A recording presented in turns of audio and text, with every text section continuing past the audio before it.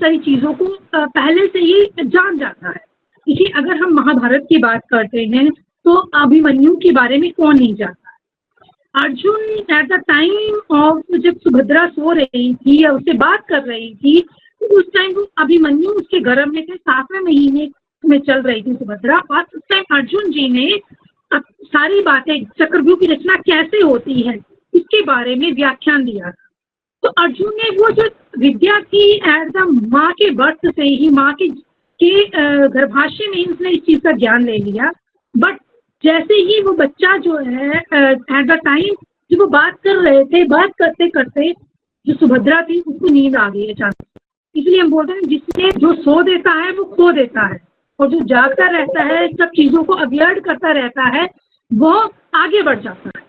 तो इस कंडीशन में क्या हुआ कि जैसे ही सुभद्रा सो गई तो वो जो चीजें उसको मिलनी चाहिए थी पूरी चक्रव्यूह की रचना के बारे में, वो नहीं सुन पाई। इसीलिए अभिमन्यु जी को चक्रव्यूह की रचना को तो पता था अंदर जाने का, बट बाहर निकलने का पता नहीं था, इसीलिए वो चक्रव्यूह में मारे गए।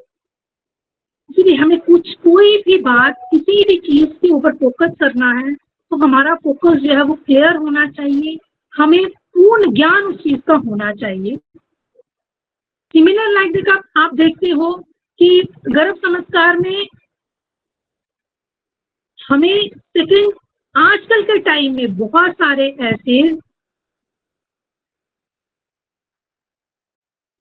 सारे लोग ऐसे हैं जिनको हमें ये देखना पड़ता है कि गर्भ संस्कार में बहुत सारे लोगों ने गर्भ संस्कार की विद्या को समझा और उसको फॉलो किया, और दे प्रोड्यूस ऐसे ऑफस्प्रिंग भी पैदा हुए हैं जिन्होंने बहुत अच्छी ख्याति हासिल भी करी है।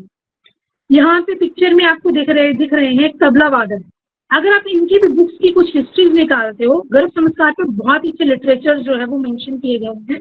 जब हमने इस मैथोलॉजी को प्रैक्टिस करना स्टार्ट किया तो हमने बहुत सारी बुक्स को रीड किया जो ऑलरेडी बहुत अच्छे से वैद्य गर्भ संस्कार को फॉलो करवा रहे हैं। तो यहाँ पे मेंशन किया गया था कि इन तबला वादक जी ने अपना at the time of the birth ही उसके पिताजी उनकी माता को पेट पे अलग अलग तरह के रागास के ऊपर बजाते थे। तो सिमिलर लाइक दैट जब ये इनके कोई स्पेसिफिक गुरु जो है वो भी यही बताते हैं कि जब ये मेरे पास आए तब से ही अच्छा तबला बजाते हैं।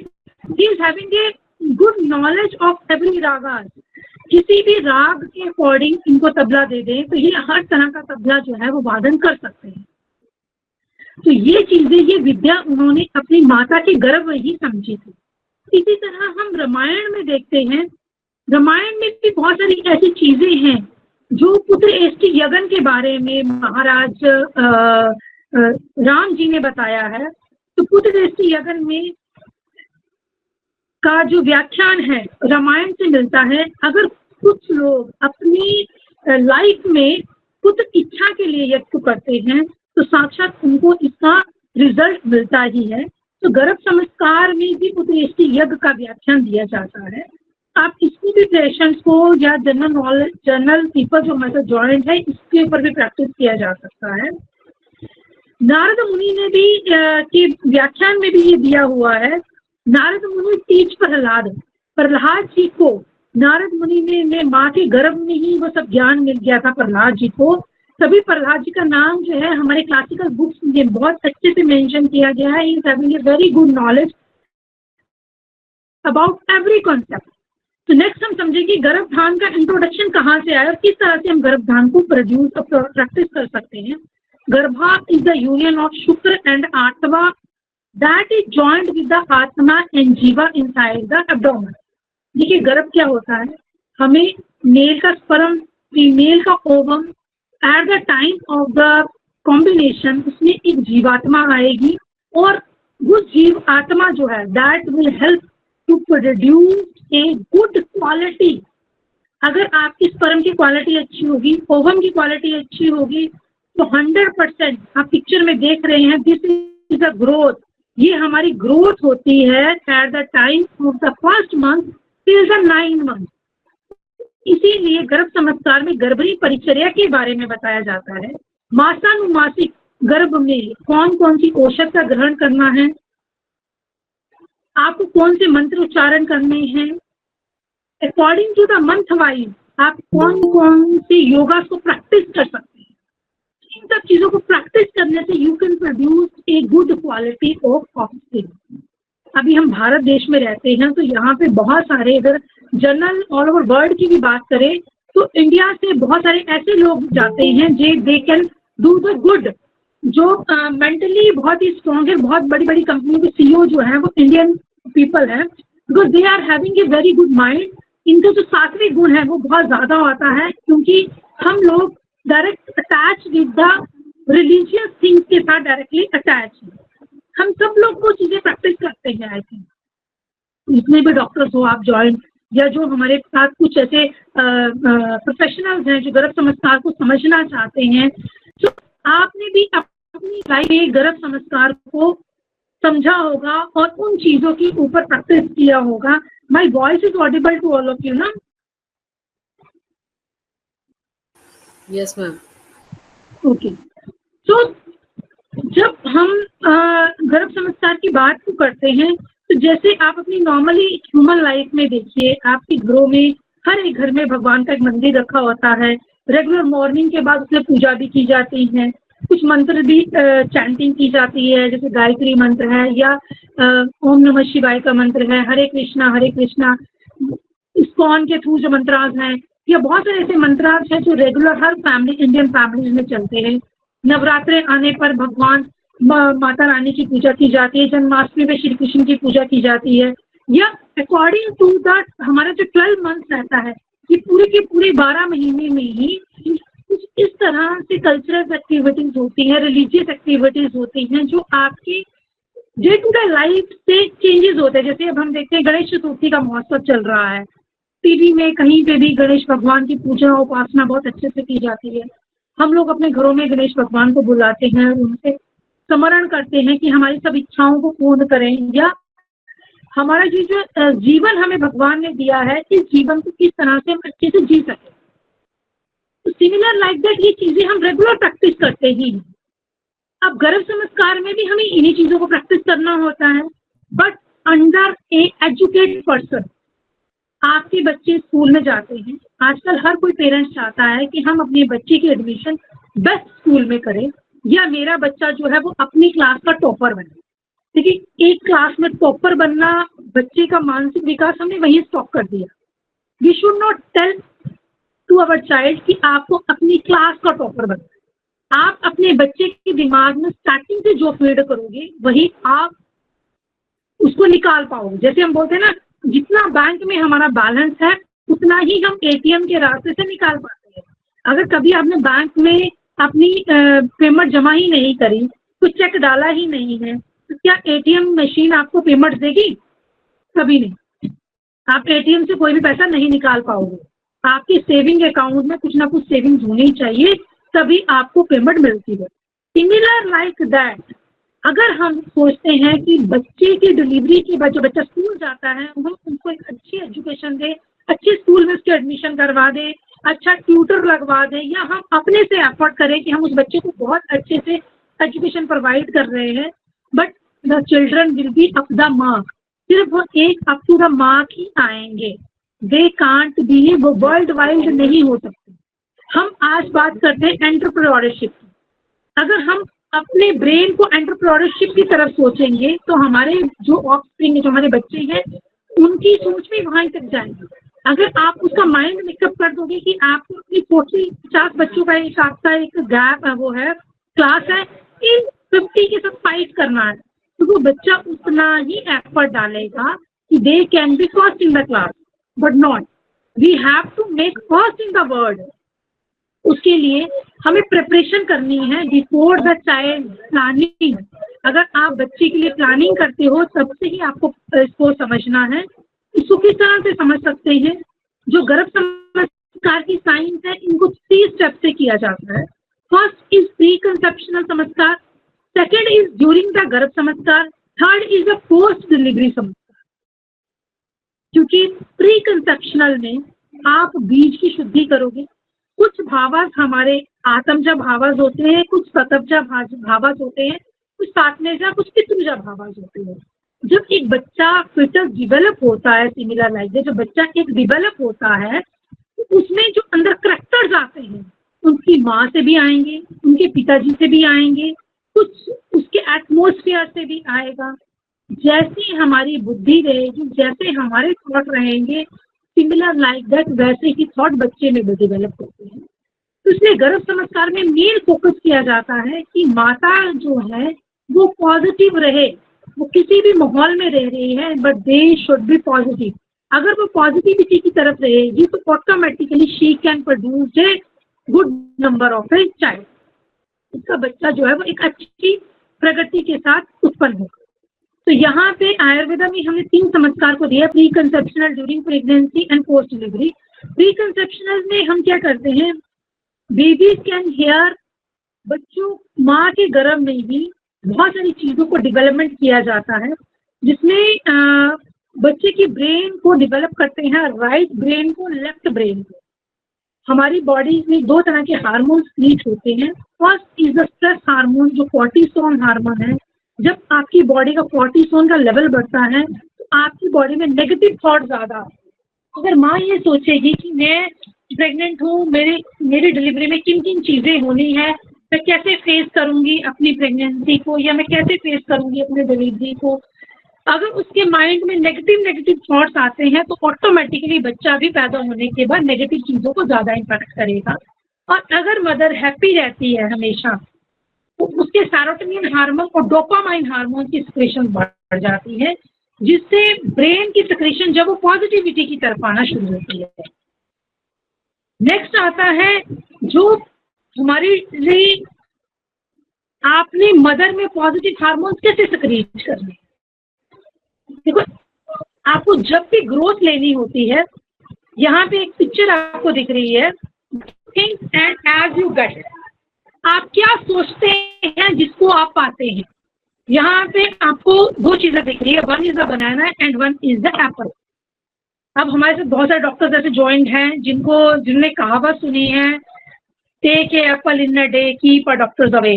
अगर आप रोज एक एप्पल खाते हो तो डॉक्टर से दूर रहो, बट ऐसा नहीं है। आजकल एप्पल खाने के बाद भी हमें डॉक्टर्स के पास जाना पड़ता है। दूसरी तरफ हमारे पास बनाना है। अगर मैं ये 2 फ्रूट्स दूं आपको तो आप क्या क्या चूज करेंगे। Any one of the participants, अगर हम आपको प्रेफरेंस दें कि आपको बनाना खाना है या एप्पल खाना है तो आप कौन सा फ्रूट लेना पसंद करोगे।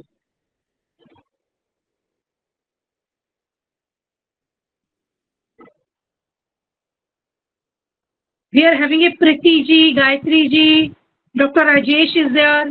तो डॉक्टर राजेश, कौन सा fruit you will like to had. आप एप्पल लेना पसंद करेंगे या फिर बनाना खाना पसंद करेंगे।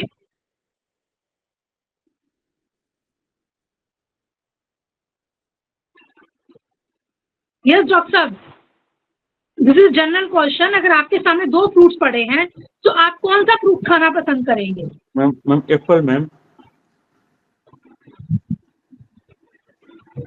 एप्पल को प्रेफरेंस करेंगे। Yes ma'am. आप एप्पल क्यों खाना पसंद करेंगे एज कम्पेयर टू बनाना। क्या क्वालिटीज हैं एप्पल में। मैम वो कार्डियो भी ठीक रखेगा आपका। ये आयरन भी है मैम, उसमें सफिशिएंट आयरन है। आयरन का कंटेंट एप्पल में ज्यादा रहता है। And other thing ma'am immunity power है मैम, उसमें रोग से लड़ने की क्षमता है, हाथ मजबूत रखेगा।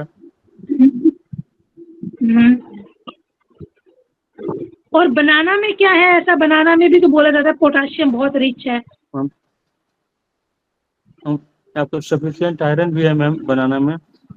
और मैम प्रेगनेंसी लेडी के मैम जरूरी है मैम एप्पल, और ये दोनों जरूरी है मैम। लेकिन आफ्टर प्रेगनेंसी में हमको लगता है ये बनाना चाहता अच्छा होगा मैम। पोटेशियम भी है, आयरन भी है, बनाना ज्यादा अच्छा होगा। बट आपको क्या पता है कि आयुर्वेदिक लिटरेचर में बनाना को अपत्य आहार के अंदर लिया गया है। जैसे बहुत सारे ऐसे विरुद्ध आहार है जिनका सेवन करने से आप आपकी बॉडी में कई तरह के चेंजेस आ जाते हैं। सिमिलर लाइक दैट बनाना को आचार्यज ने विरुद्ध आहार के अंदर कंसीडर किया है। बनाना को विरुद्ध आहार के अंडर कंसीडर किया गया है। तो मैंने यहाँ पे पिक्चर इसलिए लगाई है कि यू कैन असेस दैट। अगर आप एप्पल के बारे में ज़्यादा जानते हैं, आप सोचते हैं कि Apple is having a good quality of iron या वो नरिशमेंट ज़्यादा देता है, तो वो चीज़ आप पसंद करोगे। बट उसके लिए प्लांट ग्रो करना है अगर आपने एप्पल का, तो सीड किसका डालोगे आप? एप्पल का सीड डालोगे। जब भी आपको कोई प्लांट ग्रो करना होता है तो आपको क्या क्या रिक्वायरमेंट्स होती हैं? यहाँ पे पिक्चर में यू कैन सी दैट, यहाँ पे ट्री दिख रहा है आपको, और इस ट्री को हमें ग्रो करना है। तो सबसे पहले हमने ट्री को ग्रो करने के लिए क्या लिया?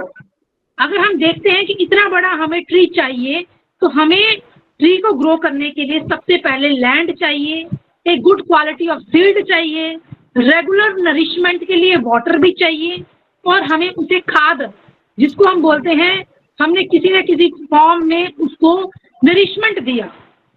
Then we will get a, yes, sunlight भी चाहिए मैम।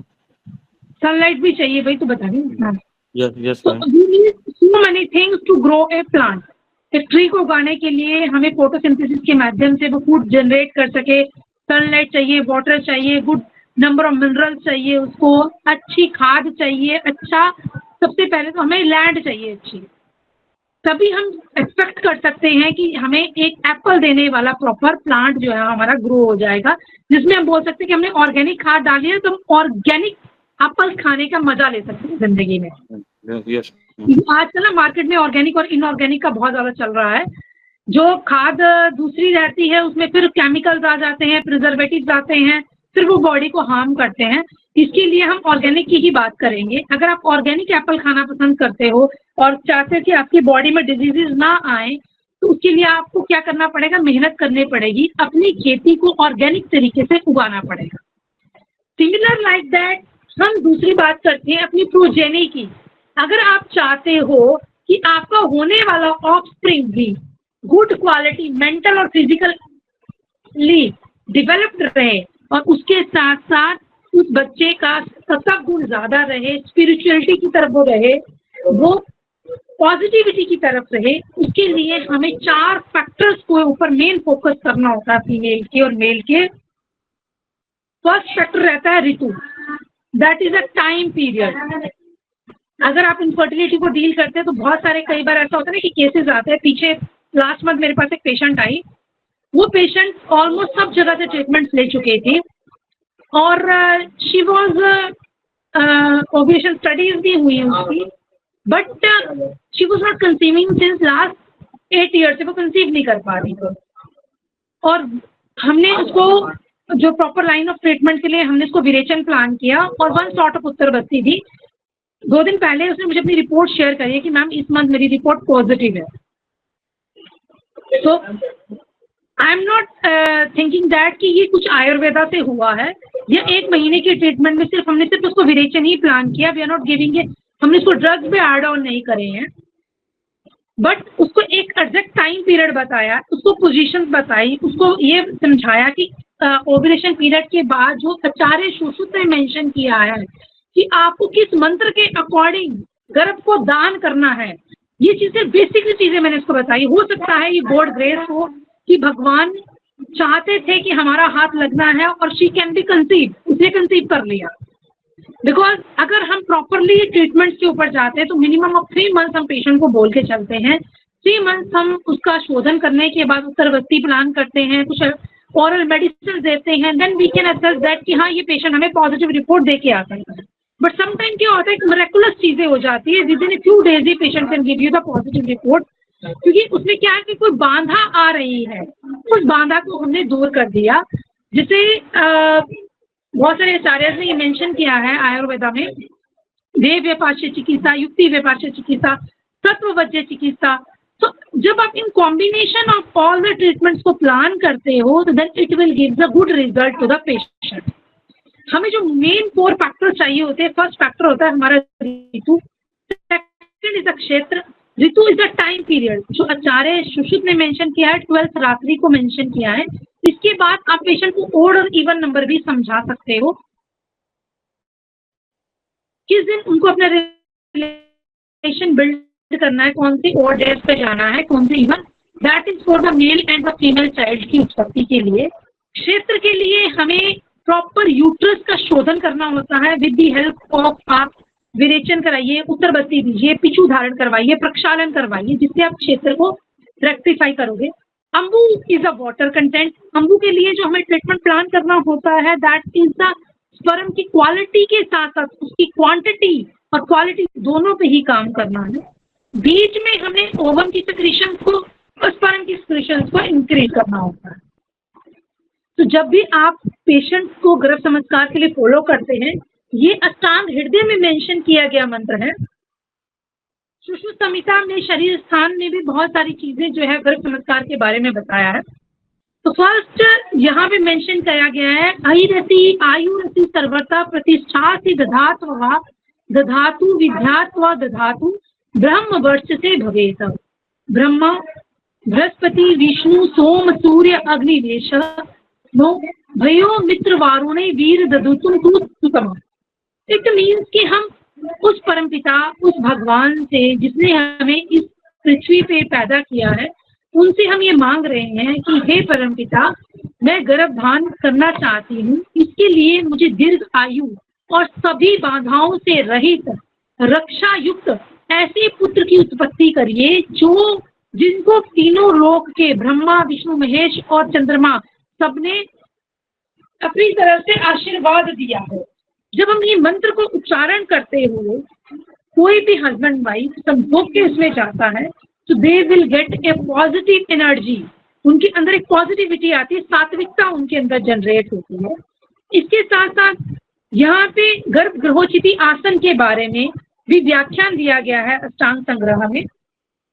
कौन से आसन से, किस प्रशस्त आसन में आपके पेशेंट्स को इंडल्ज करना है जिससे they can get A good quality of the child. जहाँ पे हम इसको प्रैक्टिस करते हैं, जब भी आप बीज शोधन को या आप गर्भ संस्कार को प्रैक्टिस करते हैं तो इसकी को हम 3 तरह से डिवाइड करेंगे। First is a pre marriage. Pre marriage देंगे, गर्भ शुद्धि करेंगे, गर्भधान करेंगे, पुत्रेष्टि यज्ञ करेंगे। प्री मैरिजेस में आपको देखना है कि पेशेंट जो है वो अतुल्य योग्य विवाह होना चाहिए उनका। जैसे कई बार होता है कि कई कम्युनिटीज में they can go for the nearest dearest के साथ ही मैरिजेस हो जाती है, जिसमें क्रोमोसोमल एब्नॉर्मलिटी, कंजेनिटल एब्नॉर्मलिटीज होने के चांसेस बहुत ज़्यादा होते हैं। मेंटल रिटार्डेशन होना, ये जेनिटल डिसऑर्डर्स होने के चांसेस बढ़ते हैं। तो प्री मैरिज में हमें पेशेंट को, लोगों को ये अवेयर करना है कि they can not go for the same कुल, सेम गोत्र के अंदर मैरिजेस नहीं होनी चाहिए। ये नॉर्मली भी हिंदू रिलीजन में प्रैक्टिस किया जाता है, सेम गोत्र के अंदर शादियां नहीं होती हैं। नेक्स्ट, हमें जब भी मैरिजेस करनी है तो we have to see the male और फीमेल दोनों जो है वो हेल्थी हो। दोनों में से किसी को भी कोई भी प्रॉब्लम होगी तो लॉन्ग टर्म तक उसका जो सिक्रीशन ऑफ ओवम या स्पर्म रहेगा वो वीक रहेगा। इसके लिए बिफोर मैरिजेस जैसे प्री ब्राइडल मेकअप की तैयारी की जाती है, उसी तरह से प्री ब्राइडल हेल्थ चेकअप करवाना चाहिए, जिससे आप मेल में स्पर्म की क्वालिटी को चेक कर सकते हैं, उसकी क्वालिटी को इंक्रीज कर सकते हैं। कि जैसे हम सौंदर्य उपचार की बात करते हैं प्री ब्राइडल, हर एक माता बहन जो भी जिनकी भी मैरिजेस होती है, इवन फीमेल्स में तो है, आजकल मेल्स में भी बहुत प्रचलित है, they go for the beautician, beauty parlour में जाके they took a package of 2 months 3 months, इसमें regular facial, head massage, pedicure, manicure, ये सब चीजें होती है। सिमिलर लाइक दैट आयुर्वेदा में भी सौंदर्य उपचारण के साथ साथ प्री मैरिज हेल्थ चेकअप का ट्रीटमेंट प्लान किया जा सकता है, जिसमें healthy child, healthy seed, healthy embryo, healthy adult को प्रोड्यूस करना है। इसमें आप पेशेंट को फेशियल के साथ साथ उसकी बॉडी का शोधन जब करेंगे, उसको अगर हम विरेचन देते हैं तो विरेचन से ऑटोमेटिकली फेस के ऊपर एक पॉजिटिव ग्लो आना शुरू हो जाता है, पॉजिटिव हार्मोन की सिक्रीशन शुरू हो जाती है। इसी तरह जो फिजिकली या फिजियोलॉजिकली चेंजेस हमने देखने होते हैं, यूट्रस की स्ट्रेंथनिंग को हमने देखना है। गर्भशुद्धि नेक्स्ट जो हम प्लान करेंगे दैट इज फॉर द गर्भशुद्धि। गर्भशुद्धि पंचकर्म के अकॉर्डिंग जो है वो स्नेहन, स्वेदन, वमन, विरेचन, बस्ती नस्यम और समसर्जन क्रम को फॉलो करके किए जा सकते हैं, जिसको एक्सटर्नल शुद्धि बोलते हैं। और इंटरनल शुद्धि के लिए हमें क्या करना है? यज्ञ करने हैं, पूजा करनी है। जो हमारे इधर उधर घूमने वाली नेगेटिव एनर्जी है, जो हमें काम, क्रोध, लोभ, मोह, ईर्ष्या, द्वेष, इन सब चीजों को प्रोड्यूस करती है, इनसे ऊपर उठना है। अगर आपके घर में कोई भी प्रॉब्लम्स हो जाती है, किसी ने कुछ भी बोल दिया, तो कई बार होता है ना कि हस्बैंड ने वाइफ को कुछ बोल दिया या वाइफ ने हस्बैंड को कुछ बोल दिया, तो आप उस चीज को अपने माइंड में रख लेते हैं और लॉन्ग टर्म तक उसके बारे में सोचते रहते हैं, मुझसे क्या गलती हुई, या मुझे ऐसे शब्द क्यों सुनने को मिले, या मेरे को ऐसी बातें क्यों मेरे को बोला गया। तो उससे क्या है कि आपकी बॉडी के अंदर नेगेटिव हार्मोन की सिक्रीशन होना शुरू हो जाती है, जिससे धीरे धीरे धीरे आप एंजाइटी में जाते हो, फिर वो आप स्ट्रेस में कन्वर्ट हो जाता है। अगर आप अपने मानसिक लेवल को इस लेवल तक लेके चले जाते हो कि किसी के भी वैर, विरोध, ईर्ष्या, द्वेष करने से आपके ऊपर फर्क नहीं पड़ता है, आप पॉजिटिव चीजों को ग्रैस्प करते हो, नेगेटिव चीजों को छोड़ते जाते हो, तो उससे ऑटोमेटिकली आपकी बॉडी में पॉजिटिव हार्मोन की सिक्रीशन अच्छे से होती है और ब्रेन की डेवलपमेंट जो है वो प्रॉपर होना शुरू हो जाती है। अब जो हमें इसमें करना है, अलग अलग तरह के गर्भ संस्कार को फॉलो किया जाता है। बहुत सारे ऐसे ऐप्स भी अवेलेबल है, अभिमन्यु गर्भ संस्कार और मैजेस्टिक गर्भ संस्कार। There is a lot of people are practicing, even non-professional people are practicing the गर्भ संस्कार nowadays। कुछ MBBS डॉक्टर्स हैं, वो भी अभी गर्भ संस्कार को फॉलो कर रही हैं। I am having a student जो मुझसे गर्भ संस्कार लोग सीख समझ के गए हैं, they are practicing very good. तो जब भी आप गर्भ संस्कार की प्रैक्टिस को स्टार्ट करने चाहते हैं, तो you have to make a protocol, किस तरह से अपने पेशेंट्स को स्टेप टू स्टेप सब चीजों के बारे में अवगत कराएंगे। You have to give a short notes to them. आप उनको कुछ होम टास्क दीजिए, कुछ चीजें ऐसी इंजॉयमेंट की दीजिए ताकि they can engage with that, और जो उनके अंदर नेगेटिविटी आनी है उन चीजों को हम सबसाइड कर पाए। गर्भ संस्कार को परफॉर्म करने के लिए first of all I will share you the screen, जैसे ये हमारे हॉस्पिटल का है। तो जब भी आप पेशेंट को लेते हैं, उसके according you can plan all the history here. आप पेशेंट की हिस्ट्री को प्लान करेंगे, क्लासिकल के अकॉर्डिंग आप उसकी प्रगति को एनालिसिस करेंगे। उसके बाद पेशेंट की प्रगति के को, उसकी अग्नि को, उसकी सामा निरामावस्था को, उसकी कोष्ठ को हमें देखना है, आकृति को देखना है, बला को देखना है, अनुपान को देखना है कि वो कौन से ड्रग्स का सेवन करना चाहता है। उसके बाद उसकी हैबिचुअलिटी क्या है। हो सकता है कि फीमेल को मेनार्चे हुआ एट द एज ऑफ 12 और बच्चा बहुत ज्यादा फास्ट फूड खाता रहा पूरी ही अपनी अनमैरिड लाइफ में, and she may be engage in not engage in some cultural activities या किसी भी एक्सरसाइज सेडेंटरी लाइफ जी रहा है। तो आफ्टर जब वो कंसीव करेगी तो ऑटोमेटिकली उसकी बॉडी में वो एनर्जी लेवल उतना नहीं रहेगा। हो सकता है उसको लो ब्लड प्रेशर प्रॉब्लम हो जाए, हाई ब्लड प्रेशर हो जाए, ड्यूरिंग प्रेगनेंसी डायबिटीज भी हो सकती है जो सेडेंटरी लाइफस्टाइल को जीते हैं। या कई बार क्या होता है कि अगर बहुत ज्यादा आपने फास्ट फूड खाया है, वो अनडाइजेस्टेड फेज में है, आपकी अग्नि जो है वो डैमेज हो चुकी है, आपका मेटाबॉलिज्म सही नहीं है, तो नोजिया और वॉमिटिंग बहुत ज्यादा पेशेंट्स में देखी जाती है ड्यूरिंग द प्रेगनेंसी। अब गर्भ संस्कार के माध्यम से हम फिजिकल लेवल ऑफ मदर को रेक्टिफाई करके मेंटेन करते हैं, जिसमें हम उसके लक्षणों को चेक करते हुए उसके बाद हमने बीपी, पल्स, टेम्परेचर सारे पैरामीटर्स को चेक करेंगे। और before the treatment before starting the treatment हम उनको विरेचन के लिए प्लान करेंगे। This is a common chart for the विरेचन। आप अपने प्रिस्क्रिप्शन पे इसको ऐड ऑन कर सकते हैं और इस प्रिस्क्रिप्शन को आप पेशेंट को एडवाइस करेंगे। जब आपके पास फर्स्ट विजिट पे पेशेंट आता है तो आपको ये समझाना है कि उसको गर्भधारण संस्कार क्यों करना है, उसकी इम्पोर्टेंस क्या है, कौन कौन सी रात्रि में, ये आचार्य सुश्रुत ने मेंशन किया है अपनी बुक में, इज दैट कि गर्भ रजस्वला स्नान के पश्चात जो हम फर्स्ट डे कंसिडर करते हैं 16वीं रात्रि को गर्भधान योग्य स्त्री हो जाती है। तो इसलिए क्रमांक में मेल चाइल्ड के लिए इवन नंबर्स और फीमेल चाइल्ड के लिए ओड नंबर्स को हमें फॉलो करवाना होता है पेशेंट को। They can indulge in these days, जिससे उन्हें जिस तरह की भी संतान की वो इच्छा करते हैं, इफ दे वांट, जिस तरह का भी वो फ्रूट वो चाहते हैं, उस फ्रूट को वो चूज कर सकते हैं। अब हमें कौन कौन से ट्रीटमेंट्स को एडवाइस करना होता है गर्भधान से पहले? फर्स्ट इज स्नेहना। स्नेहना ट्रीटमेंट में पेशेंट को पंचकर्म के लिए जब भी आप प्लान करोगे, स्नेहना, स्वेदन, वमन, विरेचन, बस्ती, उत्तर बस्ती, नस्यम, for the male and the female बीज शुद्धि।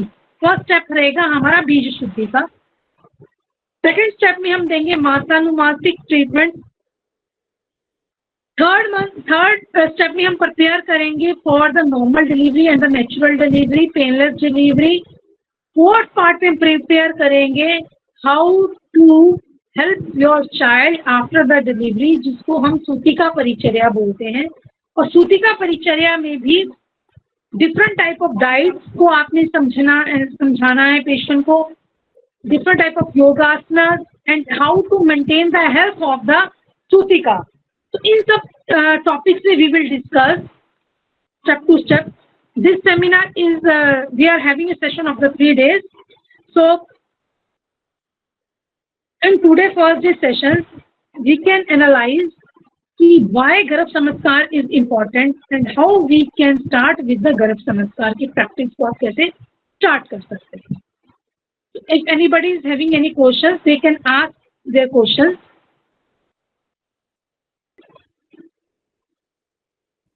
If any of the doctor is having, अगर कोई भी आपकी questions है तो you can ask your questions.